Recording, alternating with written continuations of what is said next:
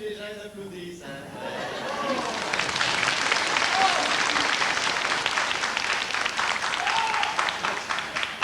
Marvela! Vous êtes content, hein? Surtout que vous savez que j'ai le temps. Je travaille pas aujourd'hui. Enfin, quand je dis que je travaille pas aujourd'hui, je peux aussi bien vous dire demain ou hier. Je travaille jamais, mais pas de boulot. Notez que c'est pas une faute, hein. Ah, vous savez que c'est pas faute de n'avoir cherché. Tenez par exemple, comme que je suis petit que j'allais à l'école.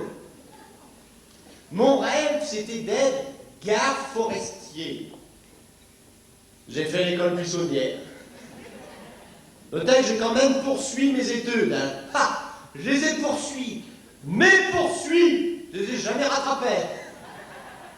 Ben, j'ai quand même fait les HEC, les hautes écoles communales, qu'elles m'ont conduite au certificat d'études, que j'ai eu, un certificat d'études, moi-même, tout seul, avec 10 ponces d'âge, 19 ans et demi. Après, j'ai voulu faire plaisir à maman. Maman, son rêve, c'était que son petit gamin, il fasse homme de lettres. Homme de lettres. J'ai passé le concours préfecteur.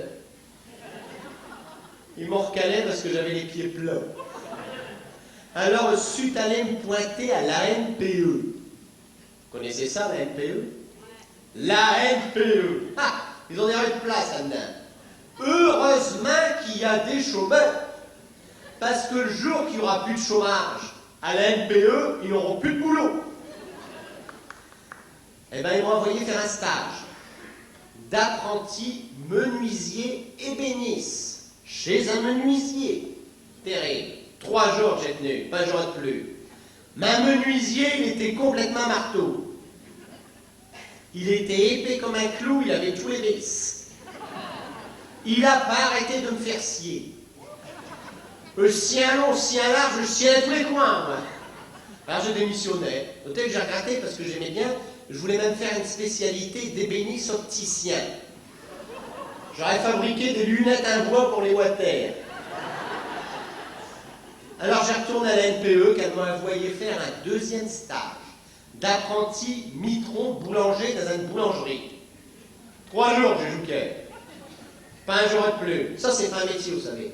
On ne gagne pas de rond maintenant. Vous savez qu'un boulanger, il a du mal avec le pain à faire sa croûte.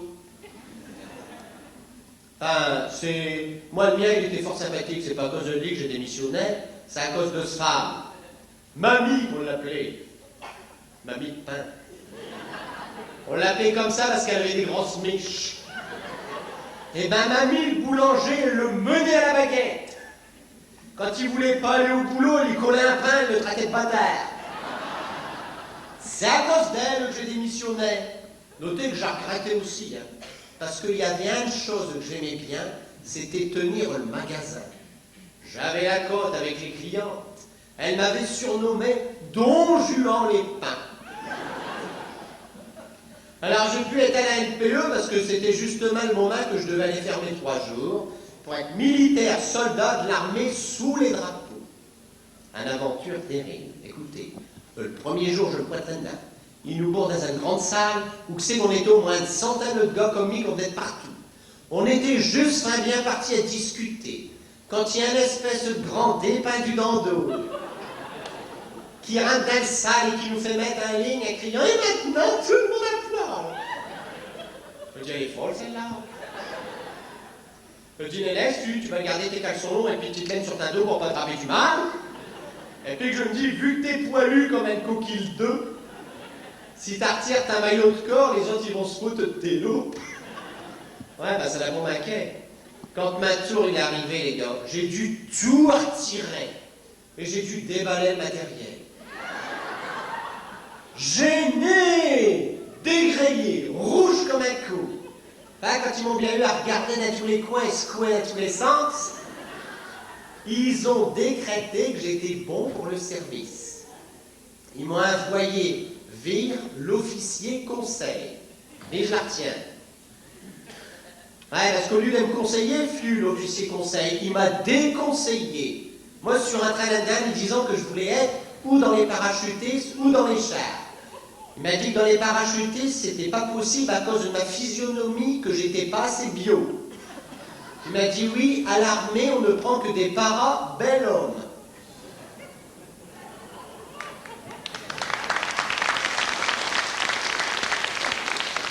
Ah, il dit c'est rien, mettez-moi dans les chars. Il a dit que dans les chars, c'était pas possible non plus à cause de ma taille, que j'étais trop petit, qu'il faudrait que je monte sur un tabouret pour passer une tête par un couvercle. J'étais des balais. Alors il m'a regardé droit dans les yeux, il me dit je vais vous poser la question de confiance. Je dis allez-y. Quoi que c'est que vous faisiez comme métier dans la vie? Lui aussi sait que je lui réponds moi, je suis dans le théâtre. Je suis membre d'un troupe, donc le directeur, en attendant de trouver un rôle qui correspond à mon talent, il m'a chargé de remplacer la dame Pipi. Et ben c'est là qu'il a décidé que vu que dans le civil, j'étais dame Pipi, à l'armée, je serais homme coco. Eh ben l'armée, c'est ça, hein. Tenez mon oncle, l'homme à ma tante. Dans le civil, sa métier, c'était inséminateur artificiel. À l'armée, ça retrouvait maître queue. Dans les cuisines. Et la seule fois de Saint-Régiment qu'il a eu un fusil dans les mains, c'était le fusil qui servait à aiguiser les coups de yeux. Enfin, lit c'est lit, 5 ans c'est 5 ans, mi c'est mi. Je me suis débrouillé. Au bout de 3 semaines, j'étais déjà gradé. Chef de la balayette. Roi de la virgule sur les murs. Responsable du papier. Chargé de n'armer du neuf dans les distributeurs tous les matins. Ben, vous savez que ça, c'est pas une corvée. C'est une responsabilité. Ouais, parce que le papier à la maison, c'est des feuilles de journal qu'on coupe en quatre et qu'on accroche sur un club derrière la porte des cabinets. Tandis que là, à l'armée, c'est du vrai papier de soie, sur des rouleaux. Et c'est du papier spécial soldat. Ouais, nous, à la caserne, on avait du papier à coca coquille. Même qu'une fois qu'il avait servi, on aurait dit qu'il avait mis cette tenue de camouflage. Enfin bref, quand maintenant il a été fini sur un train de maison, et c'est là que je me suis brouillé avec mon oncle. Et avoue qu'un matin, j'étais rafalé dans le véranda. Il rince comme une furie, il dit « Nénès, je suis licencié !» Oh, ben dites-moi, gars, j'étais absent 1 an, je n'ai même pas su que tu avais repris tes études. Il dit « Non, Do, je suis licencié de l'usine. » Moi, j'ai dit « Alors ça, c'est triste, mon oncle. » Ben, il dit « Non, fille, c'est pas triste. Parce que je vais toucher une prime de reconversion, je vais pouvoir m'arcycler. » Ben, je sais pas si vous vous rappelez, à un moment donné, c'était la mode de l'arcyclage. Les gens, ils s'arcyclaient. Mais moi, au village, j'avais un voisin, fermier, 50 hectares, 28 bêtes à cordes, plus lit, ça faisait 29. Il s'arcyclait vitrier. Allez vous en comprendre ce qui se passe dans la tête des gens, vous. Monsieur le maire, à la fin de la réunion de conseil, il a convoqué, il a posé la question. Il dit voilà, fille, on comprend pas. T'es au fermier, 50 hectares, 28 bêtes à cordes, plus 10, ça faisait 29. T'es arcycle vitrier. Pourquoi? Ben, qui dit là, ma femme, elle veut plus que je laboure, alors maintenant je mastique.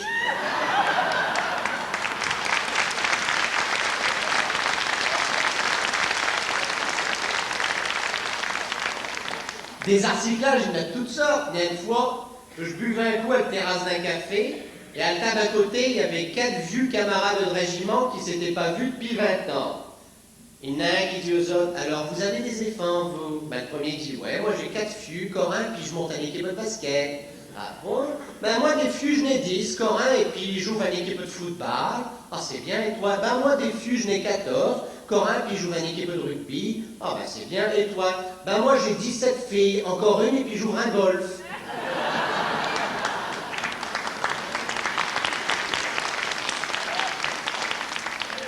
Mon oncle, c'était pas ça, le lien. Non, non.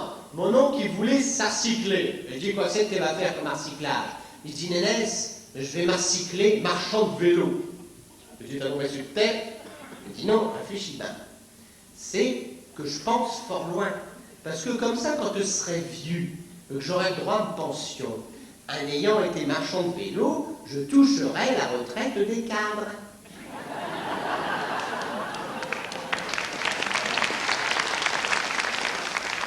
Il me dit, je peux même te faire une proposition, si tu veux, t'es associé avec moi.